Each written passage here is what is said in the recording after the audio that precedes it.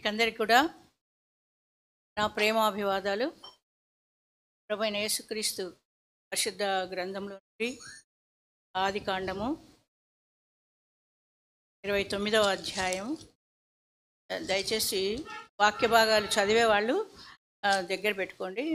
అది మైక్లో చదివితే అందరికీ వినిపిస్తుంది. బైబిల్ లేని వాళ్ళు, తెరవని వాళ్ళు వింటారు.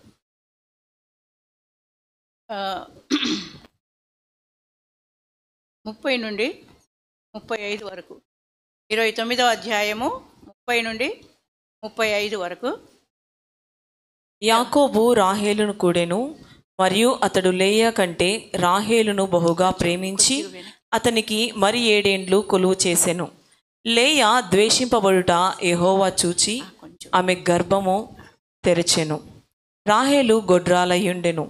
లేయా గర్భవతి అయి కుమారుని కని, యెహోవా నా శ్రమను చూచియున్నాడు గనుక నా పెనిమిటి నన్ను ప్రేమించును గదా అనుకొని అతనికి రూబేను అను పేరు పెట్టెను. ఆమె మరలా గర్భవతి అయి కుమారుని కని, నేను ద్వేషింపబడితినన్న సంగతి యెహోవా విన్నాడు గనుక ఇతని కూడా నాకు దయచేసననుకొని అతనికి షిమ్యోను అను పేరు పెట్టెను. ఆమె మరలా గర్భవతి అయి కుమారుని కని, తుదకు ఈసారి నా పెనిమిటి నాతో హత్తుకొనియుండును, అతనికి 3 కుమారులను కంటిననుకొనెను. అందుచేత అతనికి లేవి అను పేరు పెట్టెను. ఆమె మరలా గర్భవతి అయి కుమారుని కని, ఈసారి యెహోవాను స్తుతించెదననుకొని యూదా అను పేరు పెట్టెను. అప్పుడు ఆమెకు కానుపు ఉడిగెను. ప్రేమగల రక్షకుడు మనతో మాట్లాడినట్టుగా చిన్న ప్రార్థన చేసుకుందాం. పరమ తండ్రి, గొప్ప దేవ, సర్వోన్నతుడా, నీ పరిశుద్ధమైన మహిమగల నామమునకు వందనాలు చెల్లిస్తున్నాను తండ్రి.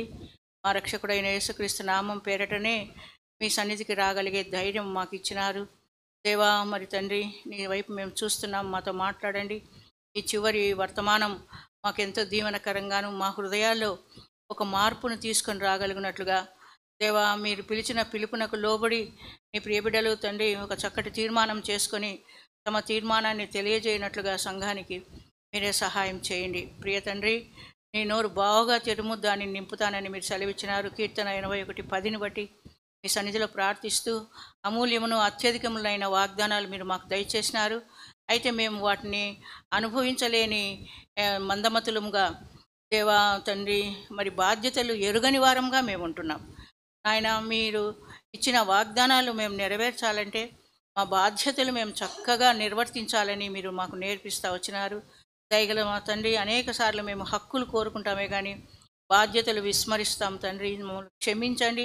బలహీనులం నాయన, భక్తిహీనులం తండ్రి. నాయన అనేక సార్లు తప్పిపోయేవారం, ఎన్నో మార్లు మీకు దుఃఖం పుట్టించిన వారం తండ్రి. దయతో మమ్మల్ని క్షమించు, మమ్మల్ని కటాక్షించు, మా ఎడల జాలి చూపించమని వేడుకుంటూ వచ్చిన వారందరినీ బట్టి వందనాలు చెల్లిస్తూ, ఎవరైతే ఈ చక్కటి తరుణాన్ని పోగొట్టుకున్నారో వారికి మరి ఒక తరుణం దయచేయమని మా ప్రభువైన యేసు నామమున ప్రార్థించి వేడుకుంటున్నాను తండ్రి. ఆమేన్. మరి ఉదయం అన్నగారు మాట్లాడేటప్పుడు మరి ఎంత నెమ్మదిగా, ఎంత మెల్లనైన స్వరము వింటా వచ్చినాం. మరి నాకైతే అట్లా చేత కాదు.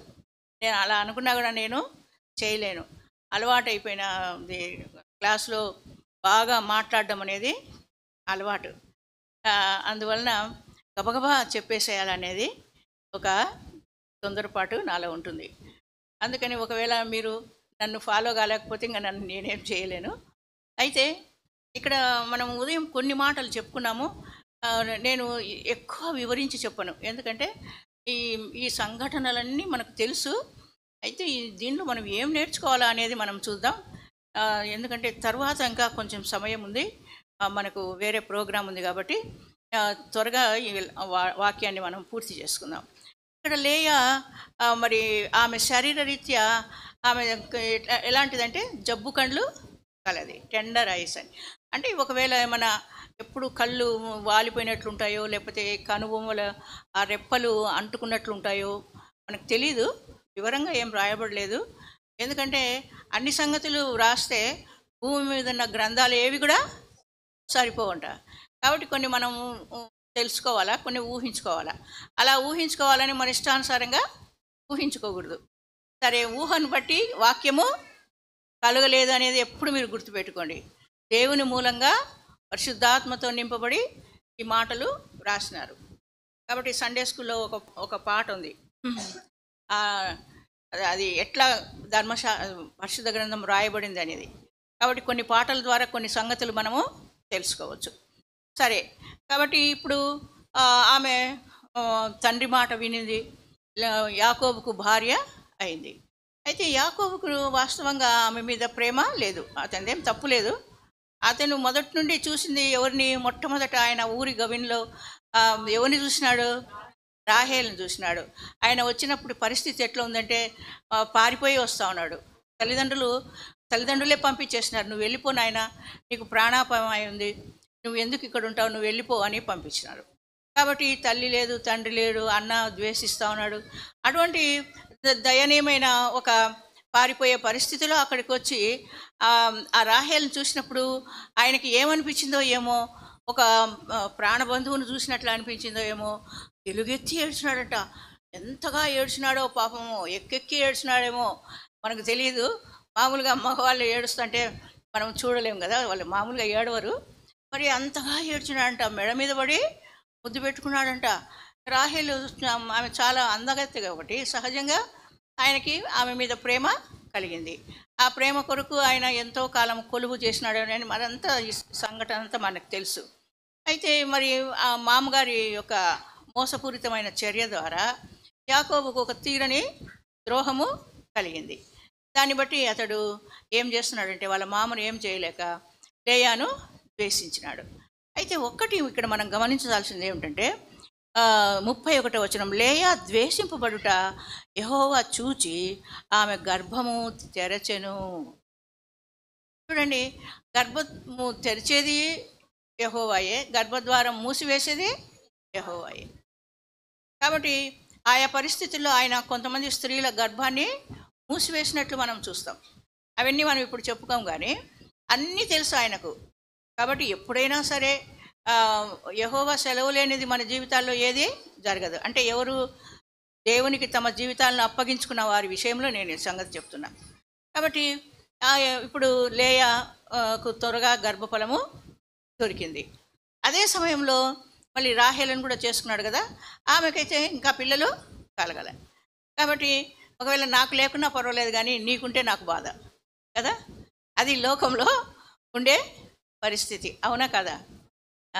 అది లోకంలో ఉంది, అదేం కొత్తదేం కాదు, దాని గురించి మనం ఏం సిగ్గుపడాల్సిన పని లేదు. కాబట్టి ఇప్పుడు రాహేలు గొడ్రాలై ఉండెను. ఈ మాట కొంచెం వినడానికి కఠినంగా ఉంటుంది కదా.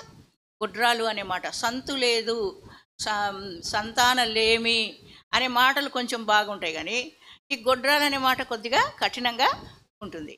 అలా అనిపించుకోవడానికి ఏ స్త్రీకి ఇష్టం ఉండదు. మరి పూర్వదినాల్లో అయితే అలాగా అనిపించుకోవడము స్త్రీకి ఎంతో అవమానంగా తోచేది. ఇవన్నీ మనకు తెలిసిన సంగతులే. కాబట్టి ఇక్కడ రాహేలుకు మరి సంతానం లేదు, కానీ లేయాకు సంతానం కలిగింది. 32వ వచనం, లేయా గర్భవతి అయి కుమారుని కని యెహోవా నా శ్రమను చూచి ఉన్నాడు గనుక నా పెనిమిటి నన్ను ప్రేమించును కదా అనుకుని అతనికి రూబేను అను పేరు పెట్టాను. రూబేను అనే పేరు పెట్టింది. ఆ దినాల్లో స్త్రీలే తమ పిల్లలకు పేర్లు పెడతా ఉన్నారు. ఇప్పుడైతే ఆ కనిన స్త్రీ, నవమాసాలు మోసిన ఆ స్త్రీ ఎట్లా పోవాలనో, వాళ్ళ అమ్మమ్మ, తాతయ్య, వాళ్ళు ఇంకా ఎవరెవరో అందరూ తలా ఒక పేరు పట్టుకొస్తారు కదా. పట్టుకొచ్చి అన్నీ కలిపి ఒక పెద్ద చేతిరాడంతా పేరు తయారు చేస్తారు కదా. ఆఖరికి ఆ పేరంతా పక్కన పోయి నాని అనో, బుజ్జి అనో, పండు అనో పిలుస్తారు కదా. కాబట్టి ఈ పేర్ల వ్యవహారం అంతా చాలా తమాషగా ఉంటుంది. ఇప్పుడు అందరూ ఏం చేస్తున్నారంటే ఆ అర్థం తెలియకపోయినా నోరు తిరగని పేర్లన్నీ పెట్టేస్తున్నారు కదా. సరే, కాబట్టి ఇప్పుడు లేయా ఒక తల్లిగా తాను తన అనుభవపూర్వకంగా ఒక పేరు ఏం పెడుతోందంటే రూబేను అనే పేరు పెట్టింది. బాగా గుర్తుపెట్టుకోండి, రూబేను అంటే ఏ అర్థంతో పెట్టిందంటే యెహోవా నా శ్రమను చూచి ఉన్నాడు. కాబట్టి నా శ్రమ, నేను ద్వేషింపబడడం అనే ఈ శ్రమ ఒకవేళ నాన్న తల్లిదండ్రులు గుర్తించకపోవచ్చు, భర్తకు అసలే పట్టకుండా ఉండవచ్చు, ఇంకా చెల్లెలు అసలే పట్టించుకోకుండా వచ్చు. అయితే యెహోవా చూచి ఉన్నాడు అని చెప్తోంది. యెహోవా అనే ఈ జీవం కలిగిన ఈ దేవుని పేరు యెహోవా అనగా ఉన్నవాడు అని అర్థం. ఉన్నాననుటే ఆయన యొక్క పేరు. ఉన్నాడు అంతే. ఉన్నాడా లేదా? ఒక తెలుగులో ఒక కథ ఉంది, మామూలుగా తెలుగు పాఠాల్లో వస్తూ ఉంటుంది. ఎవరో ఒక భక్తుడు, అంటే మనిషి కూడా కాదు, ఒక జంతువు ఆ భక్తితో సందేహం వస్తుందంట, వాళ్ళ దేవుడు ఉన్నాడా లేదా అని. కలండను వాడు కలడో లేడో అని ఒక పద్యాన్ని చెప్తుందనమాట. అంటే కలడనేవాడు అంటే ఉన్నాననే దేవుడు కలడో లేడో, ఉన్నాడో లేదో అని ఆ జంతువుకి, ఆ భక్తి కలిగిన జంతువుకి అనుమానం వచ్చిందట. ఎందుకంటే తన ఆపదలో ఆ దేవుడు దాన్ని రక్షించలేదని. అది ఒక పద్యం చెప్తుందనమాట. అదొక కథ, కల్పన కథ, కల్పించిన కథ అయినా కూడా అక్కడ మన ప్రశ్న ఏంటంటే, మనము ఏదైనా ఒక కష్టం వచ్చినప్పుడు మనం ఎవరి మీదకి వెళ్తామంటే కనిపించని ఆ దేవుని దగ్గరికి వెళ్ళిపోతాం. ఏం దేవుడు, ఏం భగవంతుడు, ఏం ప్రభు, ఏం ఉన్నాడా లేదా, నాకు ఇంత కష్టం వచ్చేసిందే, ఇంత బాధ ఉంది అని చెప్పేసి ఆయన ఉన్నాడా లేదా అంటాం వెంటనే. నీకు కష్టం వస్తే ఆయన ఎక్కడికైనా పారిపోతాడా? ఎక్కడికి పారిపోడు. ఆయన ఎవరు? సర్వాంతర్యామి. ఆయన సర్వాంతర్యామి అంటే సర్వత్రా వ్యాపించిన వాడు, అంతటా ఉంటాడు. ఆయన అంతటా ఉంటాడు. ఇప్పుడు మన మధ్యలో ఉన్నాడు కదా, మన హృదయంలో ఉన్నాడు కదా, మన మధ్యలో ఉన్నాడు కదా. అదే సమయంలో ఇంకొక చోట మరికొంతమంది దేవుని పేరిట కూడుకుంటే వారి మధ్యలో కూడా ఆయన నివాసము చేస్తాడు. మనకు ఒక వాక్యం తెలుసు, ఎక్కడ నా నామ పేరిట 2-3 కూడిందిరో వారి మధ్య నేను ఉంటాను. కాబట్టి సర్వాంతర్యమైన దేవుడు ఆయన ఎక్కడికి పోడు, అంతటా వ్యాపించి ఉన్నాడు ఆయన. కాబట్టి ఆయన చూసినాడు అంటోంది. అంటే సహజంగా నిజంగా వీళ్ళు చెప్పాలంటే లేయా కానీ, రాహేలు కానీ, వాళ్ళ తండ్రి లాబాను కానీ, ఆ సిరియా దేశస్తులు ఎవరు కూడా ఈ జీవం గల దేవుని గురించి వాళ్ళకి తెలియదు. వాళ్ళంతా విగ్రహాల్ని పూజిస్తారు, వాళ్ళంతా అన్యులు. అయితే ఈమెకు యెహోవా చూచి ఉన్నాడని ఈ దేవాది దేవుని గురించి ఎట్లా తెలుసు అంటే, బహుశా యాకోబు చెప్పేవాడేమో, యాకోబు ప్రార్థన చేస్తుంటే వీళ్ళు వినేవాళ్ళేమో, తర్వాత యాకోబు చెప్పేవాడేమో, ఒక దేవుడు ఉన్నాడు, జీవం గల దేవుడు, ఆకాశము భూమిని సృష్టించిన సృష్టికర్త ఆయన, మా పితరుడు అబ్రహాముకు దర్శనమిచ్చినాడు, ఆయనను తన దేశం నుంచి బయటికి నడిపించినాడు, ఆయన ఆశీర్వాదంగా చేసినాడు, ఆయన ఆశీర్వాదాలే మాకందరికి వస్తున్నాయి. మా తండ్రి కూడా ఇస్సాకు ఆ దేవుణ్ణి ఎరుగును, నేను కూడా, నాకు ఆ దేవుడు తెలుసు, నాకు వాగ్దానం ఇచ్చినాడు, నువ్వు పోయిన చేటల్లా నేను నీకు తోడుగా ఉండి నిన్ను మరి తిరిగి ఈ దేశానికి రప్పిస్తానని నాకు వాగ్దానము చేసినాడు, నేను ఆయన కళ్ళారా చూసినాను అని చెప్పి అనేక సంగతులు చెప్పేవాడేమో. అయితే ఆ మాటలు అన్నీ కూడా ఈమె హృదయంలో ముద్రించుకుపోయినాయి. కనుకనే ఆమె తన బాల్యం నుండి తను ఏ గృహ దేవతలు లేకపోతే ఏ గ్రామ దేవతలను పూజించిందో వాళ్ళ పేర్లు ఆమె చెప్పడంలో ఇప్పుడు ఎవరు చెప్తోంది? ఏ పేరు చెప్తోంది? యెహోవా నా శ్రమను చూచి ఉన్నాడు. కాబట్టి యెహోవా నా శ్రమను చూచి ఉన్నాడు అనే పేరుతో ఆమె ఏమని పేరు పెడుతుంది? రూబేను అనే పేరు. The lord has surely looked at my affliction, నా శ్రమను ఆయన చూచినాడు అని ఆమె చెప్తోంది. కాబట్టి మన దేవుడు ఎవరంటే ఆయన చూచే దేవుడు కదా. ఒక స్త్రీమూర్తి ఆమె చెప్తా ఉంది, చూచుచున్నావు అని నేను చూశాను అని. ఆమె ఎవరు? హాగరు. హాగరు మరి ఇంటి నుండి పంపించి వేయబడింది. నేను ఆ స్టోరీ అంతా చెప్పను, ఎందుకంటే చాలా టైం అయిపోతుంది, మనకు సరిపోదు. ఆమె అరణ్యంలో తిరుగుతూ ఉంది.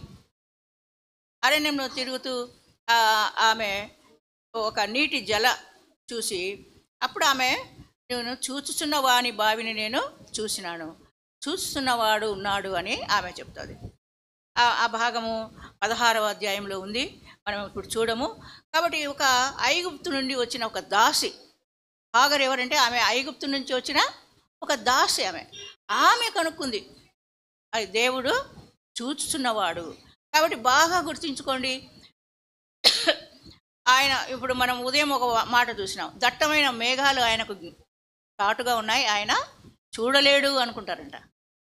దేవుడికి మేఘాలు అడ్డున్నాయి అంటున్నారు. అస్థిరమైన మేఘాలు స్థిరమైన దేవునికి అడ్డు రాగలవా? మన దేవుడు ఎంత గొప్ప శక్తిమంతుడు, ఎంత సర్వోన్నతుడు. అలాంటి దేవునికి అస్థిరంగా కొంచెం సేపు గాలి వస్తే ఆ మేఘాలన్నీ ఏమైపోతాయి, కొట్టుకొని పోతాయి. ఆ మేఘాలు అడ్డున్నాయి అని అనుకుంటున్నారు. ఎంత బుద్ధిహీనులు కదా మానవులు.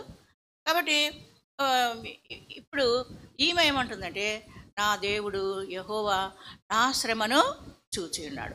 కాబట్టి ఎవరైనా దేవుని బిడ్డలు ఎప్పుడు కూడా దేవుడు మమ్మల్ని మర్చిపోయినాడు, మమ్మల్ని చూడడం లేదని ఎప్పుడు కూడా మీరు అనుకోవద్దు. ఆయన అంతా చూస్తుంటాడు.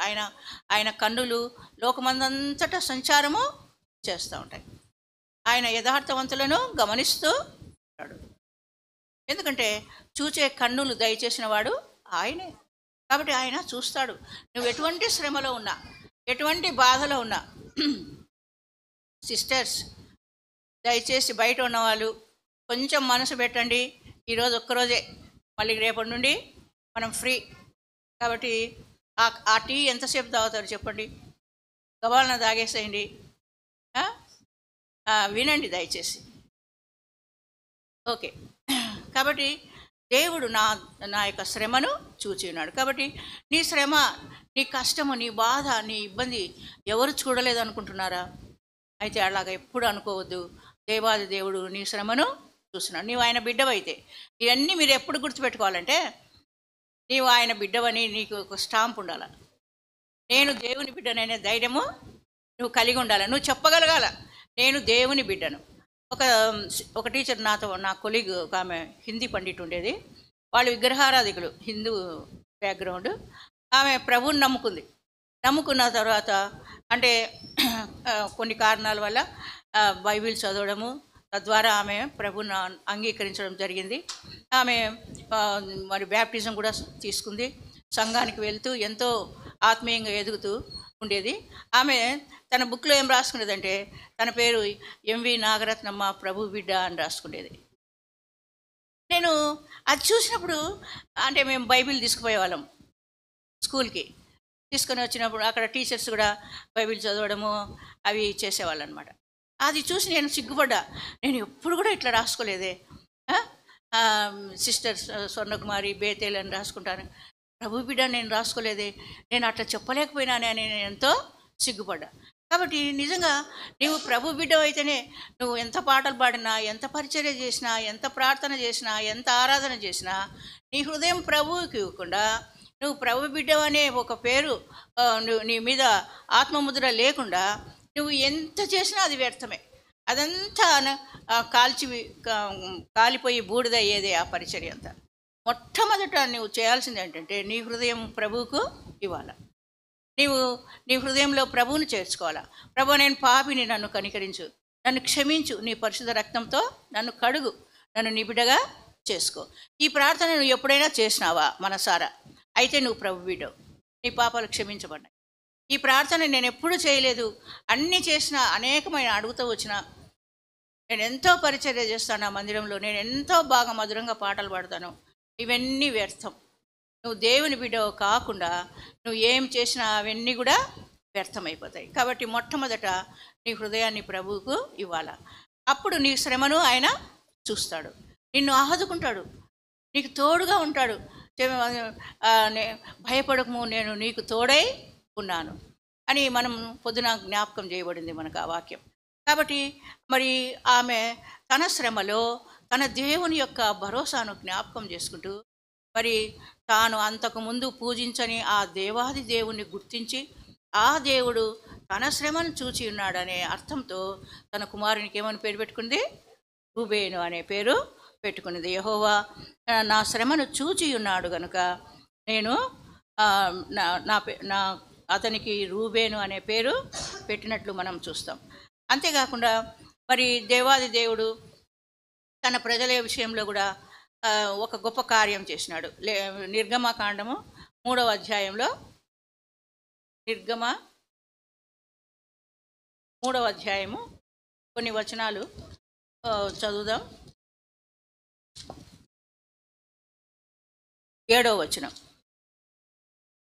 మరియు యెహోవా ఇట్లనెను, నేను ఐగుప్తులోనున్న నా ప్రజల బాధను నిశ్చయముగా చూచితిని. పనులలో తమ్మును కష్టపెట్టు వారిని బట్టి వారు పెట్టిన మొరను వింటిని. వారి దుఃఖములు నాకు తెలిసేయున్నవి.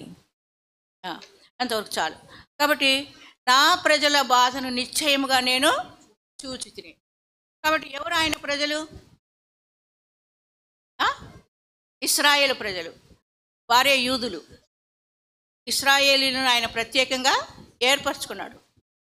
ప్రపంచంలో రెండే జాతుల ప్రజలు, ఇశ్రాయేలీలు, అన్యులు. మిగతా వాళ్ళంతా అన్యులే. ఇశ్రాయేలులు కాని వారంతా అన్యులు. రెండు జాతులు అని ఒక గొప్ప దైవజనుడు ఒక ప్రశ్నకు ఉత్తరం ఇస్తూ ప్రపంచంలో 2 జాతులు అని చెప్తా వచ్చినాడు. కాబట్టి ఇశ్రాయేలు ఆయన ప్రజలు. నా ప్రజల బాధను నేను నిశ్చయముగా చూచి తిని, తర్వాత చూడడమే కాదు, వారు పెట్టిన మొరను వింటినా అదే మీరు ఇప్పుడు తింటున్నారు కదా, అది చెప్తున్నారేమో నేను అనుకుంటున్నా. లేదా అయిపోయింది, తినేసి అయిపోయిందా? సరే. కాబట్టి నేను వింటిని, నేను నా ప్రజల బాధను నేను చూసినాను, వారి పెట్టే మొరను నేను వింటిని. వారి దుఃఖములు నాకు తెలిసే ఉన్నవి. వారు దుఃఖించే ఆ దుఃఖాన్ని నాకు తెలుసు, వారి బాధ నాకు తెలుసు. కాబట్టి మన దేవుడు ఎవరు? ఆయన చూచే దేవుడు, వినే దేవుడు, తెలుసుకునే దేవుడు. ఆయన మూగవాడు కాదు, ఆయన కదలని బొమ్మ కాదు, ఆయన మాట్లాడలేని మూగవాడు కాదు. ఆయన మాట్లాడే దేవుడు, చూచే దేవుడు, కనికరం గల దేవుడు, జాలిపడే దేవుడు. మన మీద ఆయన దృష్టి ఎప్పుడూ ఉంటుంది. మనం ఒక్కొక్కసారి అనుకుంటాం, మనం మర్చిపోతాం, కానీ ఆయన ఎప్పుడు మనల్ని మరవడు. కాబట్టి ఆపత్కాలంలో నమ్ముకొనదగిన సహాయకుడు ఆయనే అని కోరహ కుమారులు కూడా చెప్తా వచ్చినారు. కాబట్టి మన ఈ లేయా ఈ విషయాన్ని గుర్తించింది. కాబట్టి ఆమె ఏం చెప్తుంటే, యెహోవా నా శ్రమను చూచి ఉన్నాడు. కాబట్టి ఆమె తన యొక్క ఆ భక్తిని చూపిస్తోంది, తన దేవుని యొక్క మహాత్మ్యాన్ని ఆమె గుర్తించి ఆమె చెప్పగలుగుతుంది. ఆ విధంగా మొదటి కుమారునికి ఏమని పేరు పెట్టింది? రూబేన్ అనే పేరు పెట్టింది. తర్వాత చదవండి మా.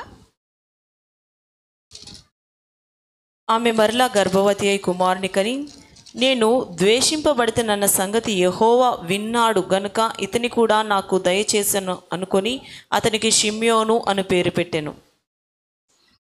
మరలా గర్భవతి అయి కుమారుని కని, నేను ద్వేషింపబడితేనన్న సంగతి యెహోవా విన్నాడు, కాబట్టి ఇతనిని కూడా నాకు దయచేసినని ఆమె మళ్ళీ షిమ్యోను అనే పేరు పెట్టింది.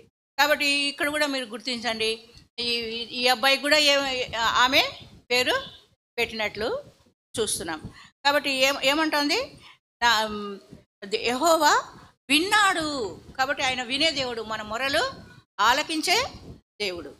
కాబట్టి నా మొరలు ఆలకించే దేవుడని భక్తులు ఎంతోమంది చెప్తా వచ్చినారు. కాబట్టి మరి కీర్తన ఒక మాట మనం చూద్దాం. 94 9వ వచనం. చెవులను కలుగ చేసిన వాడు వినకుండునా, కంటిని నిర్మించిన వాడు కానకుండునా. చెవులను కలుగజేసిన వాడు వినకుండునా. కాబట్టి ఆయన మన చెవులను కలుగజేసిన వాడు. చెవులను కలుగజేసిన వాడు వినకుండా ఉంటాడా? తప్పకుండా ఉంటాడు. అందుకే కీర్తనాకారుడు ఏమంటాడు? మహోన్నతుడైన దేవునికి, నా కార్యములు సఫలం చేసే దేవునికి నేను మొరపెట్టుచూ ఉన్నాను. నేను మొరపెట్టేది ఎవరికి? నా ప్రార్థనలు ఆలకించి సఫలపరిచే దేవునికి నేను మొరపెడుతున్నానని కీర్తనాకారుడు చెప్తా వచ్చినాడు. కాబట్టి ఆయన ఎవరంటే ఆయన వినే దేవుడు. ఎందుకు ఆయన వినే దేవుడు? చెవులను నిర్మించిన వాడెవరు? దేవుడే. కనుక ఆయన తప్పకుండా మన మొరలు వింటాడు. ఇంకొక మాట కూడా చూస్తాం, సామెతల గ్రంథంలో 20:12 చదువుమా. వినగల చెవి, చూడగల కన్ను, ఈ రెండును యెహోవా కలుగజేసినవే. వినగల చెవి, చూడగల కన్ను, ఈ రెండును యెహోవా కలుగజేసినవి. కాబట్టి మన వినగల చెవి, చూడగల కన్నును కలుగజేసిన దేవుడు తప్పకుండా మన శ్రమలు చూస్తాడు, మన మొరలు ఆయన వింటాడు. ఈ విషయాన్ని ఎవరు గుర్తించినారంటే లేయా గుర్తించింది. ఆమె దుఃఖంలో, ఆమె ద్వేషింపబడడంలో, ఆమె యొక్క దయనీయమైన పరిస్థితిలో ఆమె ఏం చేస్తుంది? ఈ విషయాలు తన దేవుడు తన పక్షాన ఉన్నాడని, తన వైపు చూస్తున్నాడని, తన మాటలు వింటున్నాడని ఆమె గ్రహించి అదే అర్థంతో తన కుమారునికి ఏమని పేరు పెట్టింది? షిమ్యోను అనే పేరు పెట్టింది. మొదటి కుమారుని పేరు ఏం పేరుమా? రూబేను. రెండవ కుమారుని పేరు ఏం పేరు పెట్టింది? బెనర్జీ ముఖర్జీ చటర్జీ అనే పేరు పెట్టిందా? ఏమి? కాబట్టి ఇప్పుడు తర్వాత ఇంకేం చదువుమా? 34. ఆమె మరలా గర్భవతి అయి కుమారుని కని తుదకు ఈసారి నా పెనిమిటి నాతో హత్తుకొనియుండును, అతనికి 3 కుమారులను కంటిననుకొని అందుచేత అతనికి లేవి అని పేరు పెట్టెను. కాబట్టి ఇప్పుడు మళ్ళీ 3వసారి ఆమె ఒక కుమారుని కనింది.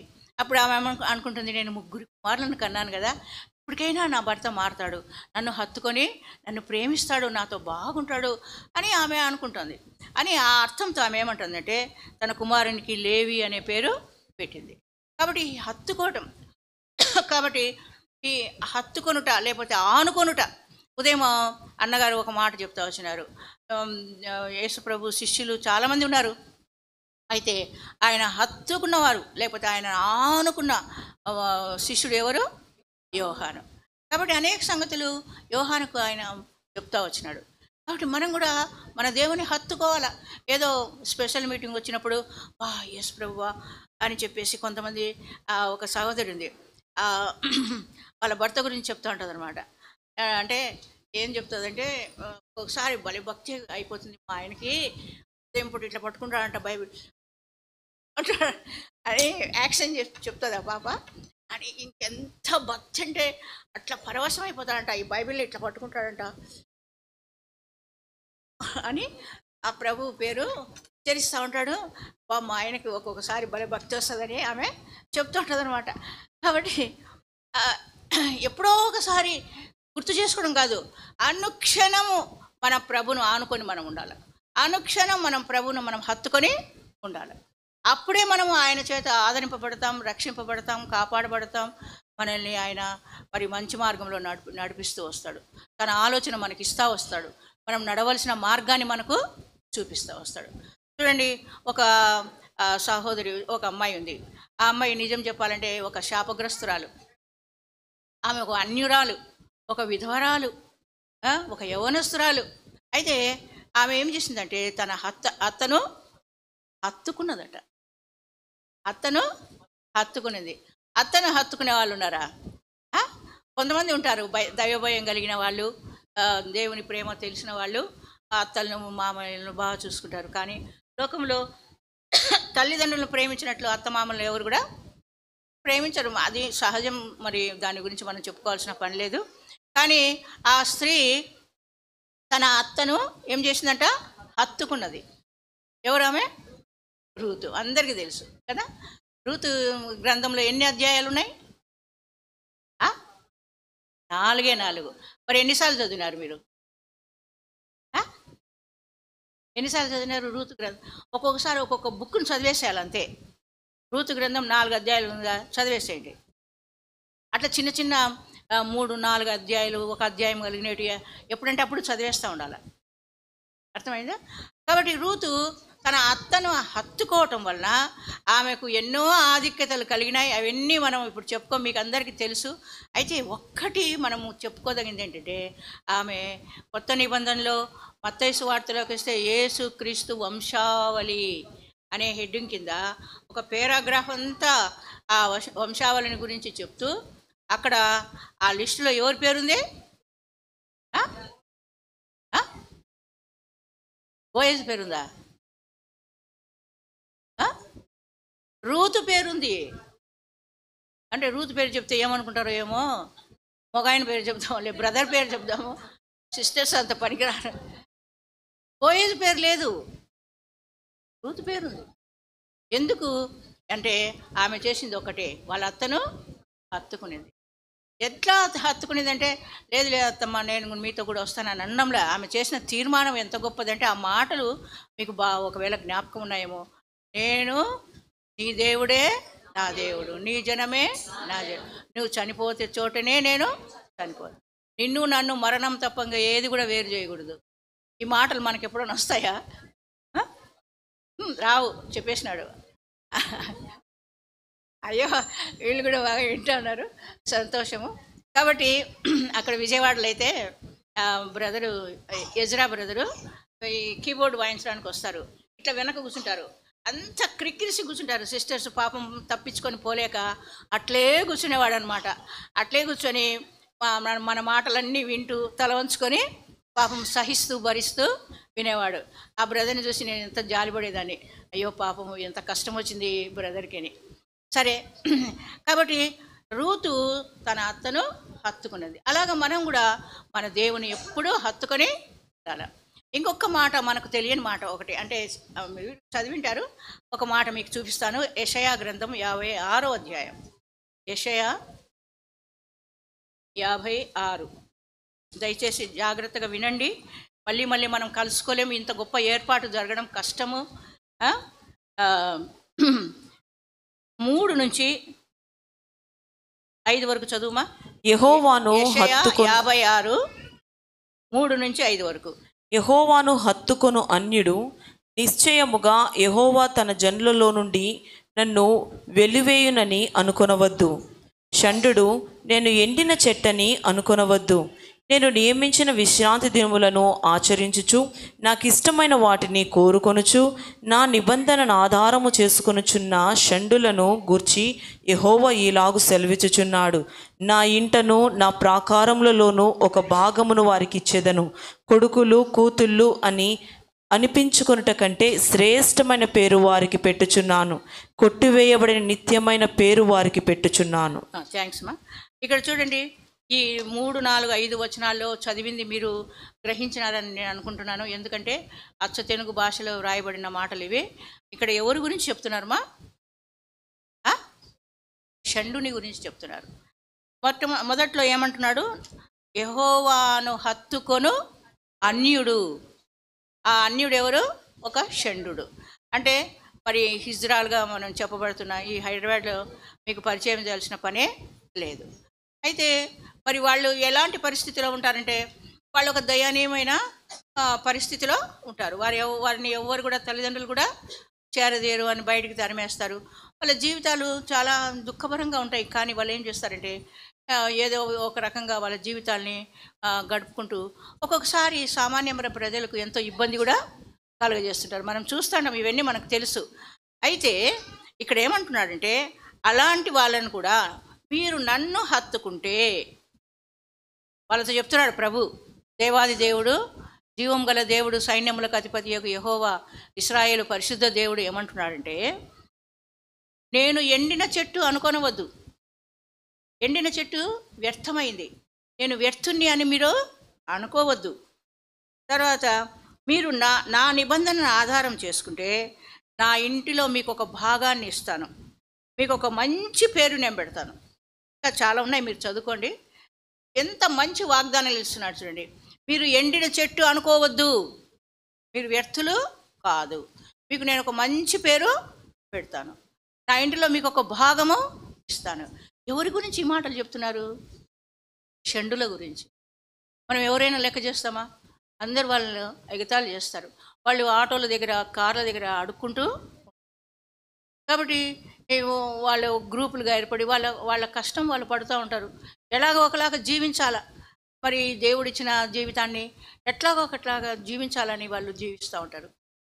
కొంతమంది వాళ్ళని చూసి జాలి పడతారు, కొంతమంది కోపడతారు, కొంతమంది అసహించుకుంటారు. అయితే దేవుడు ఏమంటాడంటే, మీరు నన్ను హత్తుకుంటే, నా నిబంధనకు మీరకుండా నాకు లోబడి నడుచుకుంటే, నేను మిమ్మల్ని మీకు ఒక భాగం ఇస్తాను, నా ఇంట్లో మీకు ఒక మంచి పేరు పెడతాను. కాబట్టి మరి వాళ్ళని గురించి కూడా మనం ప్రార్థన చేయాలి.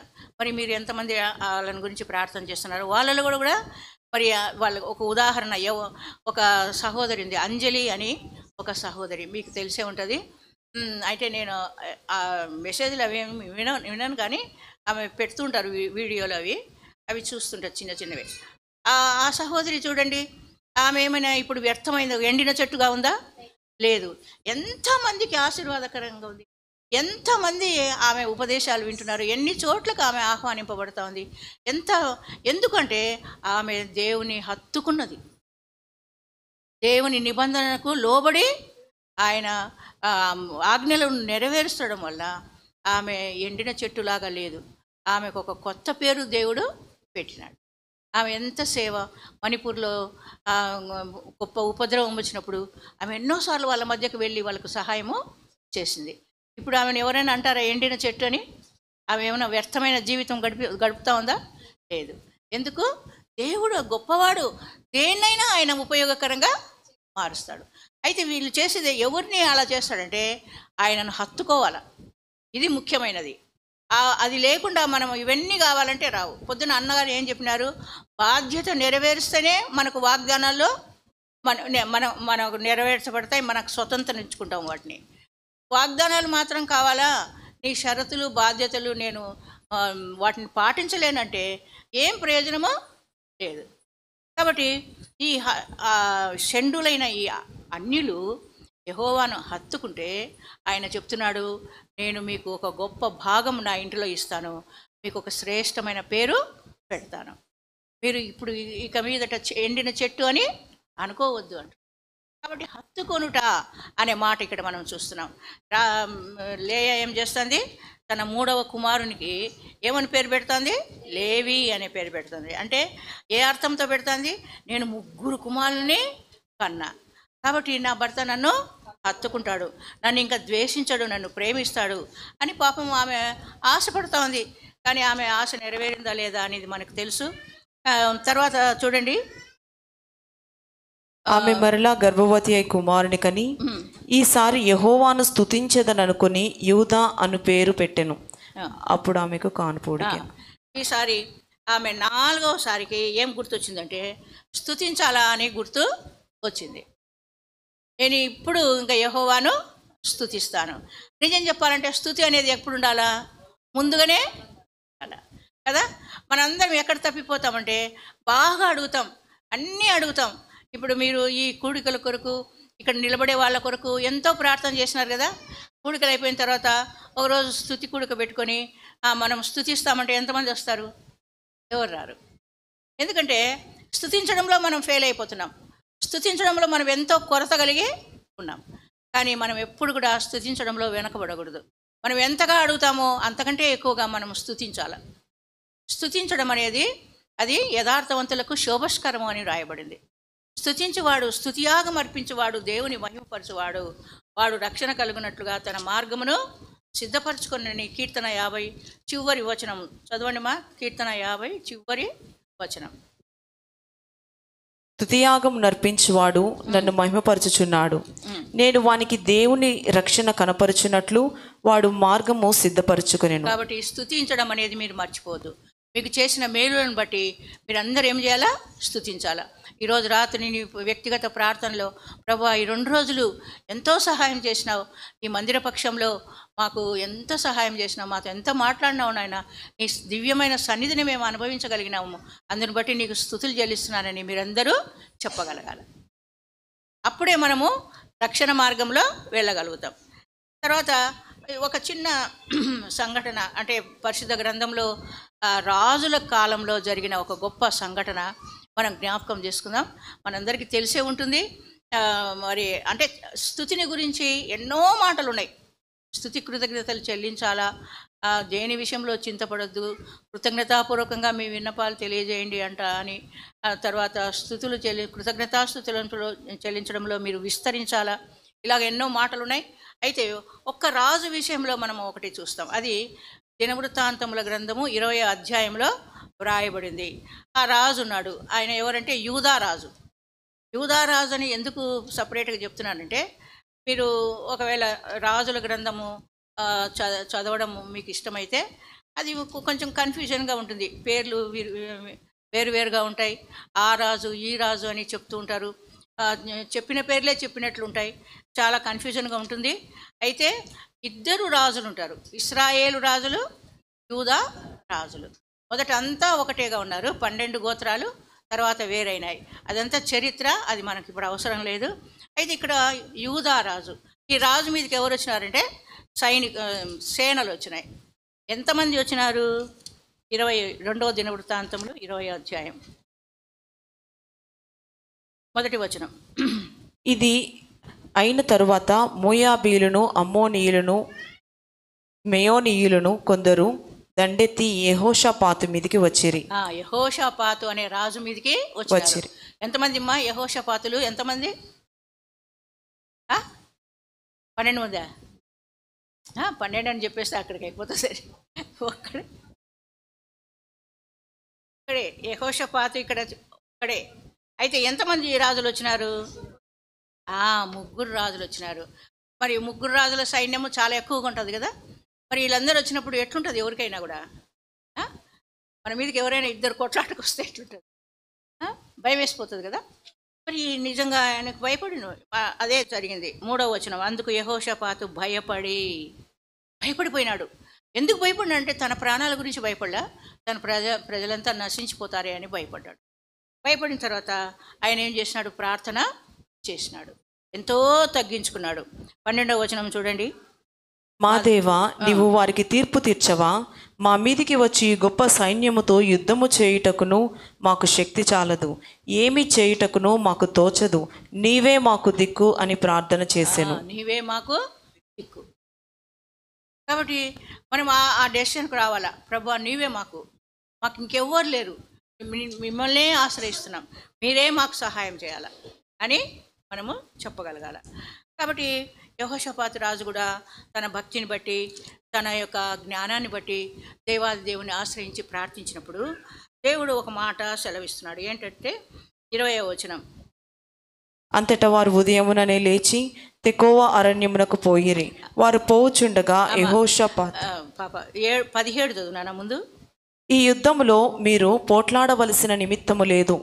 యూదా వారలారా, యెరూషలేము వారలారా, మీరు యుద్ధ పంక్తులు తెచ్చి నిలవబడి మీతో కూడానున్న యెహోవా దయచేయు రక్షణను మీరు చూచెదరు. భయపడకుడి, జడియకుడి, రేపు వారి మీదికి పోవుడి, యెహోవా మీతో కూడా ఉండును. ఏం భయపడొద్దు, మీరు యుద్ధ పంక్తులు తీర్చి నిలవబడండి, మీతో కూడా ఎవరుంటారు? యెహోవా ఉంటాడు, మీకు నేను విజయం కలగజేస్తాను అని చెప్పినాడు. చెప్పిన తర్వాత అప్పుడు ఏం చేసినారంట వీళ్ళు? 20వ వచనం, అంతటా వారు ఉదయంననే లేచి తెకోవ అరణ్యమునకు పోయిరి. వారు పోవుచుండగా యెహోషాపాతు నిలబడి, యూదా వారలారా, యెరూషలేము కాపురస్తులారా, నా మాట వినుడి, మీ దేవుడైన యెహోవాను నమ్ముకొనుడి, అప్పుడు మీరు స్థిరపరచబడుదురు. ఆయన ప్రవక్తలను నమ్ముకొనుడి, అప్పుడు మీరు కృతజ్ఞతార్థులు అగుదురని చెప్పాను. కాబట్టి మన జీవితంలో మనం నేర్చుకోవాల్సిన ఒక గొప్ప అంశం ఏంటంటే, బాగా గుర్తుపెట్టుకోండి, మన దేవుడైన యెహోవాను నమ్ముకోవాలి. అప్పుడే మనం స్థిరపరచబడతాం. నమ్మడం ద్వారా స్థిరత్వము వస్తుంది.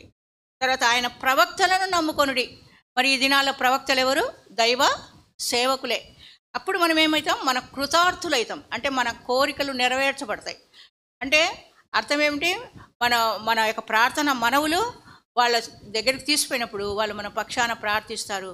మన ప్రార్థనలు, మన మొరలు దేవుడు ఆలకిస్తాడు. కాబట్టి ఈ వాక్యం నేను చాలా బాగా నేను నమ్మేది ఏమిటంటే, పరమందు దేవుడు, ఇహమందు దేవుని దాసులు. వాళ్ళను మనం నమ్ముకోవాలా, వాళ్ళను మనం ఆశ్రయించాలా, వాళ్ళను మనకు సహాయకరంగా మన యొక్క సమస్యలు వాళ్ళ దగ్గర చెప్పుకున్నప్పుడు వాళ్ళు మన గురించి ప్రార్థన చేస్తారు. ఆ తర్వాత ఇంకేమన్నాడు ఆయన? చదువు 21 చదువు. మరియు అతడు జనులను హెచ్చరిక చేసిన తరువాత యెహోవాను స్తుతించుటకు గాయకులను ఏర్పరిచి, వారు పరిశుద్ధాలంకారములు ధరించి సైన్యము ముందర నడుచుచు యెహోవా కృప నిరంతరముండును, ఆయనను స్తుతించుడి అని స్తోత్రము చేయుటకు వారిని నియమించెను. వారు పాడుటకును స్తుతించుటకును మొదలు పెట్టగా యెహోవా యూదా వారి మీదికి వచ్చిన అమోనీయుల మీదను, మోయాబీయుల మీదను, సెయీరు మన్యవాసుల మీదను మాటుగాండ్రను పెట్టెను గనుక వారు హతులైరి. చూడండి, ఒక యుద్ధమునకు గుర్రములను, రథములను సిద్ధపరచుట కద్దు. యుద్ధానికి ఏం సిద్ధపరుస్తారమ్మా? రథములు, గుర్రములు సిద్ధపరుస్తారు కదా. ఇప్పుడు మార్నింగ్ మధ్యాహ్నానికి వంట కోసం పొద్దున ఏం సిద్ధపరుస్తారు? కింద వంటశాలలో అన్నీ ఏమేమి కావాలో అవన్నీ సిద్ధపరచుకుంటారు. సహోదరి దైవ సేవకురాలు అంతవరకు ఆమె అన్నిటి సిద్ధపరిచి అప్పుడు మళ్ళీ మన మీటింగ్కు తయారై వచ్చినప్పుడు నిజంగా అనిపించింది, నిజంగా వీళ్ళ ప్రయాస ఎంత గొప్పది అని నాకు అనిపించింది.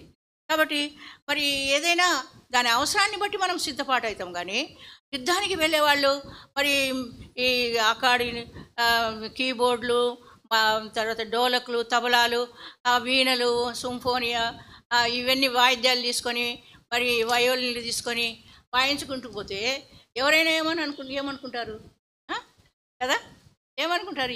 వీళ్ళకేమైనా పిచ్చి పట్టిందా?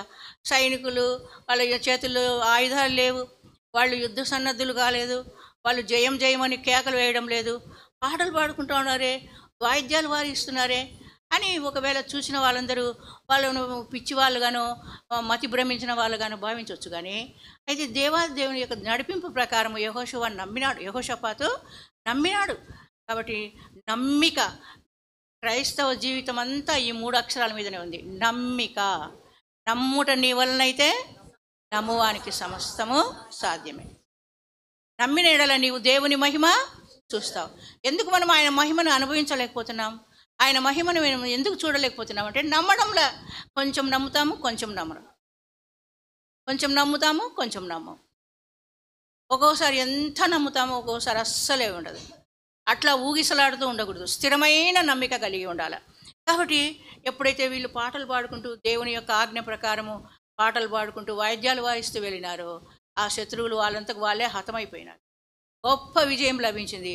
వాళ్ళ ఆభరణాలు, వాళ్ళ వెలగల వస్త్రాలు, వాళ్ళ గుర్రాలు అన్నీ మొత్తం ఎవరు దోచుకున్నారు? యెహోషాపాతు ప్రజలు దోచుకున్నారు. చూసినారు ఎంత గొప్ప విజయం? దేన్ని బట్టి?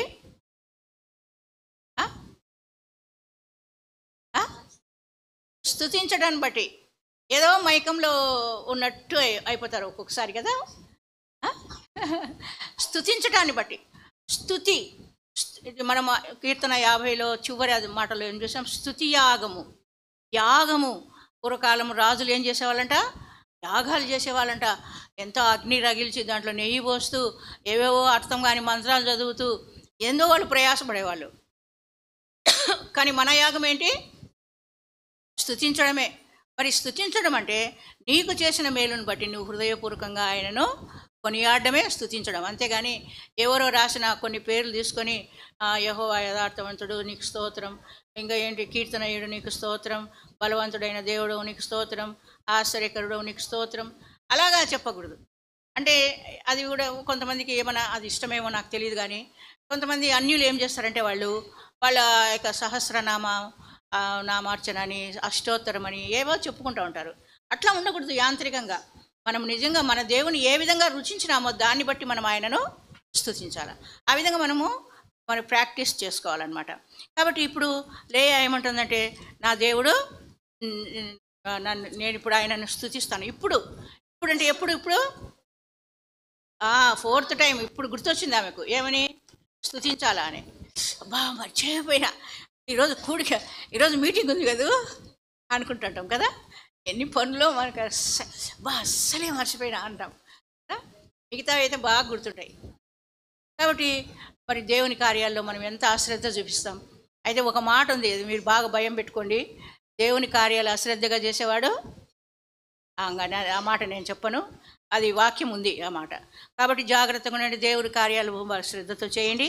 అయితే పాపం లేయా మరి ఆమె యొక్క బలహీనతను బట్టో, ఆమె యొక్క దిగులు చింతను బట్టో ఇప్పుడు గుర్తొచ్చింది, ఇప్పుడు నేను ఆయనను స్తుతిస్తాను అని.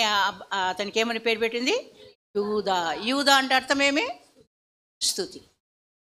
కాబట్టి ఒకసారి చాలా ఏళ్ల క్రితం ఒక దైవదాసుడు ఈ వాక్య భాగాన్ని తీసుకొని ఎట్లా చెప్పినాడంటే, రూబేను, షిమ్యోను, లేవి, యూదా, ఈ 4 మాటలతో ఒక గొప్ప సువార్త చెప్పినాడు. ఏమంటే, రూబేను కుమారుణ్ణి చూడు. ఆమె అనిందంట, అమ్మలక్కలు వస్తారు కదా చూడ్డానికి, లేయా ప్రసవించిందంట, చూద్దాం పండి నేను వస్తారు కదా ఇరుగు పొరుగు వాళ్ళు. అప్పుడు ఆమె అనిందంట, ఆంటీ చూడు నా కుమారుణ్ణి చూడు అనిందంట. సి మై సన్, చూడు నా కుమారుణ్ణి, నా కొడుకు పుట్టినాడు అని అనిందంట. అట్లా రెండోసారి నా కుమారుని శబ్దం కేకలు విను అనిందంట. అట్లా చెప్తూ ఆయన ఏం చెప్పినాడంటే, కుమారుడు అనగానే యెషయా గ్రంథం 9:6లో చెప్పబడినట్లు, ఏలయనగా మనకు శిశువు పుట్టెను, మనకు కుమారుడు అనుగ్రహింపబడెను. ఆయన భుజముల మీద రాజ్యభారం ఉంటుంది. ఆయన ఆశ్చర్యకరుడు, ఆలోచనకర్త, బలవంతుడైన దేవుడు, నిత్యుడగు తండ్రి, సమాధానకర్తయగు అధిపతి. కాబట్టి ఆ కుమారుడు ఆ ప్రభు అయిన యేసుక్రీస్తు. కాబట్టి మనం ఎవరిని చూడాలంట? యేసు ప్రభువును చూడాలా. ఆయనను మనం చూడాలా, నిదానించి చూడాలా. ఆ అరణ్యంలో పాము కాటు తింటున్న ఇశ్రాయేలీల కొరకు దేవుడు ఒక ఏర్పాటు చేసినాడు. ఏం చేసినాడు? ఇత్తడితో ఒక సర్పము చేయించమన్నాడు. పైన ఎత్తులో పెట్టండి. అందరూ సర్పం కాటు తిన్న వాళ్ళందరూ ఆ సర్పమును చేరి చూస్తే వాళ్ళు రక్షింపబడతారు. అలాగే అరణ్యంలో మోసే సర్పమును ఎలాగెత్తనో అలాగే విశ్వసించు ప్రతివాడు నశింపక నిత్యజీవం పొందినట్లుగా మనుష్య కుమారుడు ఎత్తబడవలెను అని యోహాను సువార్తలో 3వ అధ్యాయం మొదటి పేరాల చివరి మాటలో ఆ మాట చెప్పబడింది. కాబట్టి అరణ్యంలో సర్పమును చూచిన వారు ఎట్లా బ్రతికినారో అట్లాగే సిలువ వేయబడిన యేసుక్రీస్తును చూచిన వారు బ్రతుకుతారు. నిత్య జీవం వారికి అనుగ్రహింపబడుతుంది. రెండవది ఏమిటి? ఆయన మాట వినాలి. షిమ్యోను అంటే ఏమిటి? వినుట. దేవుని మాట వినాల, ఆయనను చూడాలా, ఆయన మాట వినాల. మూడవది ఏమిటి? ఆయనను హత్తుకోవాలా. నాలుగవది ఆయనను స్తుతించాల. కాబట్టి ఆ 4 మాటల్లో చక్కటి సువార్తను ఆ రోజు అందించినాడు. ఇది విని నేను ఒక దాదాపు 50 years పైన అయిపోయింటుంది. ఇప్పటికీ నాకు ఆ మెసేజ్ బాగా గుర్తుంది. కాబట్టి మా వాక్యం మనం బాగా గుర్తుపెట్టుకోవాలా. పోయినసారి ఒక ఆంటీ వచ్చింది, ఏం చెప్పింది బా అని ఆలోచన చేస్తాం. ఎంత దీర్ఘాలోచన చేస్తామో ఒక్కటి గుర్తుంటుంది. కాబట్టి కొంచెమైనా మేము ఆ దినాల్లో ఎన్ని బుక్కులు రాసుకునే వాళ్ళం, చెప్పిందంత అక్షరం పొలుపోకుండా ఎక్కించుకునే వాళ్ళం. అట్లా రాసి డైరీలన్నీ ఇంత చేసుకున్నాం. కాబట్టి మరి ఇప్పుడు కాలం కొద్దీ మారిపోయినాయి కనుక ఇక్కడ లేయా తాను ద్వేషింపబడుతున్న యొక్క స్థితిలో కూడా తన ఆత్మీయ జీవితం అనే ఇంటిని కట్టుకుంటూ వచ్చింది. జీవము గల దేవుడైన యెహోవాను హెచ్చిస్తూ వచ్చింది. ఆయన్ను తలపోసుకుంటూ వచ్చింది. ఆయన చూచేవాడని, ఆయన వినేవాడని, ఆయనను హత్తుకోవాలని, ఆయనను స్తుతించాలని ఆమె ఒక గొప్ప మర్మాలు ఆమె ప్రజలకు బయలుపరుస్తూ వచ్చింది. ఆ విధంగా ఆమె ఒక జ్ఞానవంతురాలుగా కనపడతా ఉంది. కాబట్టి మరి దీన్ని ఇంకా మీరు ఇంకెంతైనా చేసుకోండి. అయితే ఇక్కడ ఒక వాస్తవం ఏమిటంటే అన్నగారు ఏం చెప్పినారంటే మనకు ఈ భాగం మాత్రమే చెప్పినారు. జ్ఞానవంతురాలు తన ఇల్లు కట్టుకొనును, అది ఫస్ట్ పార్ట్. అయితే దాని కింద ఏముంది? 3 రాళ్ళు తన చేతులతో తన ఇల్లు ఊడబెరుకుంటుంది. అయితే ఒక్క మాటలు మనం అక్కడనే వాళ్ళ చెల్లి రాహేలును మనం చూస్తాం. నిజంగా ఆమె ఏం చేస్తుంది? అక్కను ద్వేషిస్తూ ఉంది. అక్కను చూసి మత్సరపడిందంట. మత్సరం ఎక్కడుంటుందో అక్కడ అల్లరియు ప్రతి నీచ కార్యము ఉంటుందని యాకోబు రాస్తాడు. మత్సరం అనేది ఉండకూడదు. మత్సరము ఎముకలకు కుళ్ళు. కాబట్టి మత్సరం వద్దు. ఇది శరీర కార్యాలు చేసేవాళ్ళు దేవుని ఘనపరచలేరు. కాబట్టి అక్కను చూసి మత్సరపడుతోంది. భర్తతో వాదిస్తూ ఉంది, నువ్వు నాకు పిల్లల్ని అంటుంది.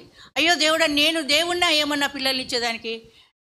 గర్భఫలము యెహోవా ఇచ్చు బహుమానం, కుమారులు దేవుడు అనుగ్రహించు స్వాస్థ్యం, నేనేం చేయాలి దానికి అని ఆయన కుయ్యోమరో అని మొత్తుకుంటా ఉన్నాడు. అయితే ఈమెముంటుంది, నాకు పిల్లలు ఇవ్వవే. ఆమెకేమో మా అక్కకు అంతమంది పిల్లలు పుట్టినారు. రూబేన్ పుట్టే, సిమ్యోన్ పుట్టే, లేవి పుట్టే, ఇంకా ఆమె ఎన్ని పేర్లు పెట్టుకుందో లిస్టు. మరి నాకు ఒక్కడు కూడా లేడని వాళ్ళ భర్తను సతాయిస్తూ ఉంది. అయితే చివరికి దేవుడు ఆమె గర్భాన్ని కూడా తెరిచినాడు. ఆమెకు ఎవరు పుట్టినారు? యోసేపు పుట్టినారు. ఇప్పుడు ఆమె ఏమంటుందంటే 30వ అధ్యాయము 23-24 చదువుమా. యూదా రాజే కాదమ్మా, ఆదికాండం. అప్పుడు ఆమె గర్భవతి అయి కాదు 22 చదువుతానమ్మా. ఆ దేవుడు రాహేలును జ్ఞాపకము చేసుకొని ఆమె మనవి విని ఆమె గర్భము తెరిచెను. అప్పుడు ఆమె గర్భవతి అయి కుమారుని కని దేవుడు నా నింద తొలగించిననుకొనెను. మరియు ఆమె యెహోవా మరి ఒక కుమారుని నాకు దయచేయును గాక అనుకొని అతనికి యోసేపు అను పేరు పెట్టెను. యోసేపు అంటే ఫలించడి కొమ్మ. ఈ ఈ యోసేపు తర్వాత ఇంకా నాకు పిల్లల్ని దేవుడు దయచేస్తాడు అని అనుకుందంట. అందుకు యోసేపు అనే పేరు పెట్టింది. ఇక్కడ దేవుడే ఆమె గర్భము తెరిచినాడు. అయితే ఇక్కడ దేవుణ్ణి ఆమె గణపరుస్తూ ఉంది, కానీ దేవుడు మళ్ళీ నాకు పిల్లల్ని ఇస్తాడని అంటూ ఉంది. కానీ అయితే ఆమె ఆ మాట మీద నిలబడల. ఏం చేస్తూ ఉంది? వాళ్ళ తండ్రి ఇంటిని వదిలి వెళ్ళేటప్పుడు ఆమె ఏం చేసింది?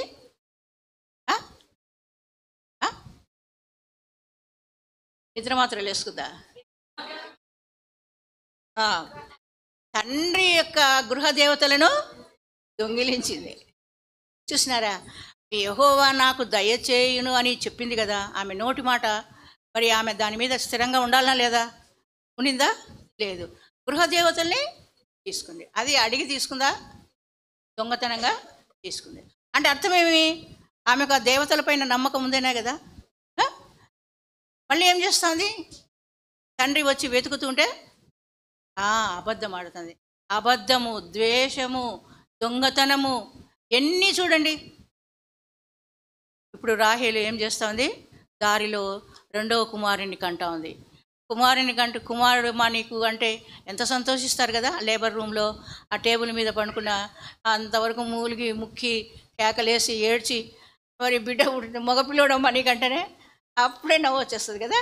అయితే ఈమెమంటుందంటే, వీడు నాకు దుఃఖము కలగజేసినని వానికి ఏమని పేరు పెట్టింది? వెన్నమ్మి అనే పేరు పెట్టింది. వీడు నాకు దుఃఖపుత్రుడు అంటుంది. ఎందుకు ఆమెకు ఆ దుఃఖం కలిగిందంటే తన క్రియల వల్లనే తనకు దుఃఖం కలిగింది. కాబట్టి ఆమె మార్గమధ్యంలోనే ఏమైపోయింది? చనిపోయింది. చూసినారా?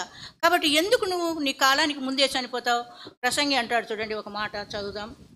6:17 చదువుమా. ప్రసంగి 6:17.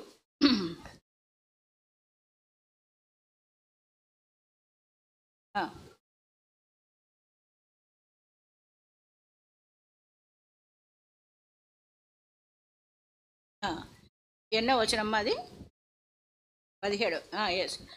7:17. అధికముగా దుర్మార్గపు పనులు చేయకము, బుద్ధిహీనముగా తిరగవద్దు. నీ కాలమునకు ముందుగా నీవేళ చనిపోదువు. నీ కాలమునకు ముందుగా నీవేళ చనిపోదువు. రాహేలు చిన్నదా పెద్దదా? చిన్నది. లేయా పెద్దది. మామూలుగా లోకరీత్యా ఎవరు చనిపోవాల ముందు? లేయా. కానీ రాహేలు ఎందుకు చనిపోతుంది? బుద్ధిహీనంగా తిరగవద్దు, అధికముగా దుర్మార్గపు పనులు చేయవద్దు, నీ కాలమునకు ముందుగా నీవేళ చనిపోదు. కాబట్టి బుద్ధిహీనంగా ఉండొద్దు, దుర్మార్గపు పనులు చేయొద్దు.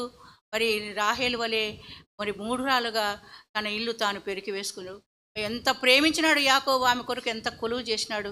నేను ఎండకు ఎండాను, వానకు తడిశాను, మరి చలికి వణికాను అని ఆయన ఎంతో బాధపడ్డాడు. ఆ బాధలో ఆమె కొరకు ఆయన కొలువు చేసినాడు. అలాంటి భర్తను ఆమె ఆయనతో సంతోషంగా కాలం గడపలేక ఎందుకు? ఆమె బుద్ధిహీనంగా వ్యవహరించింది, దుర్మార్గ పనులు చేసింది, అక్కను నిష్కారణంగా వేషించింది. కాబట్టి ఆమె మరి తన కాలానికి ముందుగానే తను చనిపోయింది. అలాగా నేను కూడా మనము బుద్ధి కలిగి ఉందాం. మరి మూర్ఖంగా ప్రవర్తించకుండా, మన కాలానికి మనం ముందు చనిపోకుండా మనము ప్రభు సన్నిధిలో మనము ఎంతో జాగరూకతతో మన రక్షణను కాపాడుకుందాం. నేను ఒక్క నిమిషము మిమ్మల్ని నేను ఒక మాట అడుగుతాను. దయచేసి మీ యొక్క పరిశుద్ధ గ్రంథం మూసివేయండి. అందరూ కూడా కళ్ళు మూసుకోండి. 2 రోజులుగా మనము యేసుక్రీస్తు ప్రభు యొక్క పిలుపును మనము వింటున్నాం. నేను ఎన్నోసార్లు మీకు చెప్పేది ఏంటంటే, ప్రభు అయిన యేసుక్రీస్తును మీ హృదయంలో చేర్చుకోకుండా, అంటే ఎట్లా చేర్చుకోవాలంటే, ప్రభువా నా పాప హృదయంలోకి నీవు రా, నీ పరిశుద్ధ రక్తంతో నా పాప హృదయాన్ని కడుగు, నాలో నీవు నివసించు, నన్ను నీ బిడ్డగా చేసుకో. ఈ 4 మాటల ప్రార్థన, లేదా నీకు తోచినట్లు నువ్వు ఇటువంటి ప్రార్థన నువ్వు ఎప్పుడైనా చేసినావా? అలాగా చేసి ఉంటే నువ్వు దేవుని బిడ్డవే. అలాగా ఇంతవరకు నేను చేయలేదు. ఇప్పుడు ప్రభువు నన్ను పిలిచిన పిలుపు నేను విన్నాను, నేను ఆయనకు లోబడతాను, నేను ఆయన బిడ్డగా చేయబడతాను, ఆయన నన్ను సొంత రక్షకునిగా నా హృదయంలో చేర్చుకుంటాను, నాకు అంతే కావాలా. నేను ఇప్పుడు విన్న ఈ మాటలు, ఈ 2 రోజుల మాటల్లో మరి అన్నగారు దైవదాసుడు నిలబడినప్పుడేమి, సహోదరి ప్రతిభ నిలబడినప్పుడేమి, సహోదరి గ్లోరీ నిలబడినప్పుడేమి, మరి నేను మరి కేవలము అనర్హురాల్ని అయోగ్యురాలనైనా నేను నిలబడినప్పుడు మీ దగ్గరికి దేవుని వాక్యం మేము తీసుకొని వస్తూ వచ్చినాము. దేవుని వాక్యంలో ఏముందో అది మీకు చెప్తా వచ్చినాము. దయచేసి సహోదరులారా, ఈ తరుణం మళ్ళీ రాదేమో, రేపు మనది కాదు, మంచి తరుణము మళ్ళీ మనకు దొరకదు. ఒక్క చక్కటి తీర్మానం చేసుకో. ఎందుకు పోగొట్టుకుంటావు? ఇంత గొప్ప రక్షణను నిర్లక్ష్యం చేస్తే నువ్వు ఎలాగో తప్పించుకుంటావు? నీ కాలానికి ముందుగా నువ్వెందుకు చనిపోతావు? పాతాళం నోరు తెరుచుకొని, అపరిమితంగా నోరు తెరుచుకొని ఉందంట. ఘనులేమి, సామాన్యులేమి, గొప్పవారేమి అందరినీ మింగేస్తుంది అది. కాబట్టి అటువంటి పాతాళానికి పోవడం నీకు ఇష్టమా? పరలోకానికి పోవడం నీకు ఇష్టమా? బంగారు వీధుల్లో తిరగాలని లేదా? దేవుని యొక్క కాపుదల పొందాలని నీకు లేదా? దేవుని గొర్రెల మందలో చేరాలని నీకు లేదా? దేవుని యొక్క కాపురత్వము అనుభవించాలని నీకు లేదా? నీ శ్రమలో నీకు తోడై ఉన్నవాడు, నీ శ్రమలో నిన్ను ఆదుకునేవాడు, నీ మొరలు ఆలకించేవాడు, నిన్ను తన ఎడమ చేయి తల క్రింద ఉంచి కుడి చేత కౌగలించుకునే దేవుడు.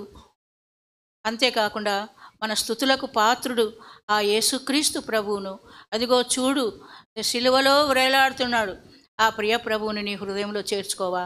ఒకవేళ నువ్వు చేర్చుకుంటే, అలాంటి తీర్మానం నువ్వు చేసుకుంటే, అలాగా ప్రభువు దగ్గర 2 మాటలు, ఆ మాటలు ప్రార్థన చేయాలని నీవు ఆశిస్తే, దయచేసి ఈ సమయం పోగొట్టుకోవద్దు.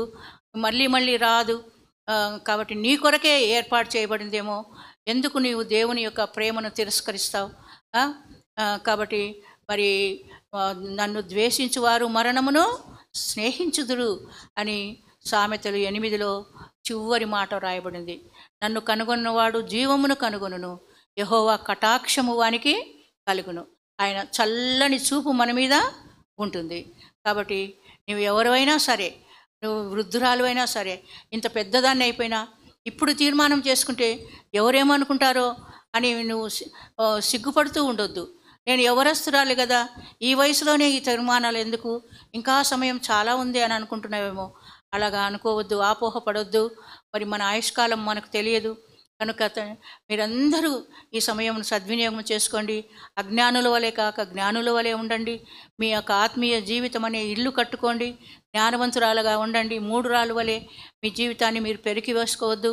మంచిగా మీ ఆత్మీయం అనే ఇల్లు కట్టుకోండి. దయచేసి ఒక్క అర్ధ నిమిషం మనము సమయం ఇస్తాం. మీరు ఆ విధంగా ఎవరైనా మీ మనసులో ప్రార్థన చేస్తే, ప్రభువా యేసు ప్రభు, నా హృదయంలోనికి రా, నా హృదయంలో నివసించు, నా పాప హృదయాన్ని కడుగు, నీ పరిశుద్ధ రక్తము చేత నన్ను కడుగు అని చెప్పి నువ్వు 2 మాటలు ప్రార్థన చేసుకో.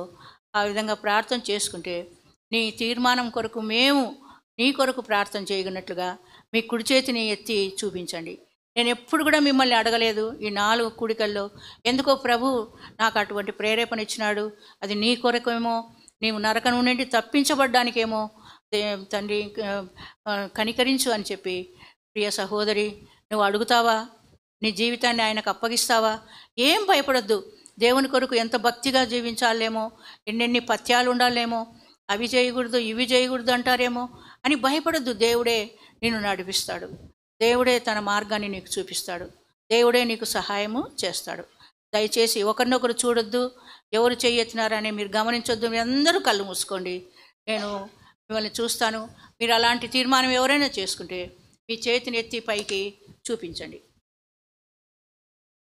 ఈ 2 దినాల ఈ వాక్యము మరి దైవ సేవకులు సంఘముగా వారు పడిన ప్రయాస, వారి ప్రార్థన, మీ దగ్గర నిలబడి మీ దగ్గరికి వాక్యాన్ని తీసుకుని వచ్చిన ప్రియ బిడ్డలు, మరి వాళ్ళ ప్రయాసను మీరు జ్ఞాపకం చేసుకోండి. సహోదరి, ప్రభువు నిన్ను దీవించునుగాక, ప్రభువు నిన్ను స్థిరపరచునుగాక. ఇంకా మీరు సిగ్గుపడొద్దండి. ఎందుకంటే ఈరోజు మనం దేవునికి బట్టి మనం సిగ్గుపడితే రేపు దేవదూతలు ఎదుట ఆయన మనల్ని మన బిడ్డలు అని చెప్పడానికి ఆయన సిగ్గుపడతాడు. కాబట్టి దయచేసి సహోదరి, ప్రభువు నిన్ను దీవించునుగాక. సహోదరి, ప్రభువు నిన్ను దీవించునుగాక. సహోదరి, ప్రభువు నిన్ను దీవించునుగాక. సహోదరి, యవనస్తురాల ప్రభు నిన్ను దీవించునుగాక. ఇంకొక సహోదరి నిన్ను దీవించునుగాక. వెనక ఎవరైనా ఉన్నారేమో. ఇక్కడ థర్డ్ రోలో ఒక సహోదరి చెయ్యెత్తింది. చాలా సంతోషం. మీరు సిగ్గుపడొద్దండి. మీరందరూ కూడా మరి దైవదాసరాలకి మీ పేర్లు చెప్పండి. మరి మరి వీళ్ళ దగ్గర డెసిషన్ కార్డ్స్ ఉన్నాయో లేదో. సిస్టర్ డెసిషన్ కార్డ్స్ దయచేసి ఒకసారి మరి మీరు ఒకసారి మీరందరూ కళ్ళు మూసుకోండి. ఎవరైతే ఇప్పుడు చేతులు ఎత్తినారో వాళ్ళు మాత్రం ఒక్క నిమిషం లేచి నిలబడండి. ఏమనుకోకుండా ప్రభు నిమిత్తము ఈ కూడికల నిమిత్తం లేచి నిలబడితే సహోదరి మీ పేరు రాసుకొని మీ కొరకు వాళ్ళు ప్రార్థన చేస్తారు. మీరు చేసుకున్న తీర్మానం పైన మీరు స్థిరపడినట్లుగా, మీరు తీర్మానం నుండి పక్కకు తొలగిపోకుండా మీ కొరకు వాళ్ళు ప్రార్థన చేస్తారు. దయచేసి ఎవరైతే చేతులు ఎత్తినారో మీరు చూపించండి. సహోదరి పేర్లు రాసుకుంటారు. ఈ యంగ్ గర్ల్ అక్కడ గ్లోరీ మీరు కూడా కొంచెం సాయం చేయండి.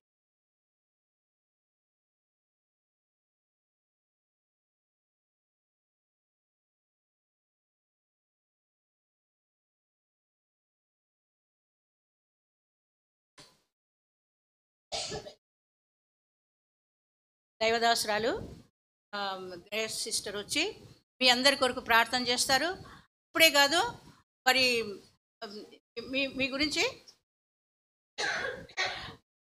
మిమ్మల్ని గురించి మీ రక్షణ తీర్మానంలో మీరు స్థిరపడినట్లుగా వాళ్ళు ప్రార్థన చేస్తారు. మీకు కొన్ని గైడ్ లైన్స్ ఇస్తారు. ఆ విధంగా మీరు ప్రభులో ముందు సాగండి. మిమ్మల్ని బట్టి ప్రభుని స్తుతిస్తున్నాను. మరి కూర్చోండి దయచేసి.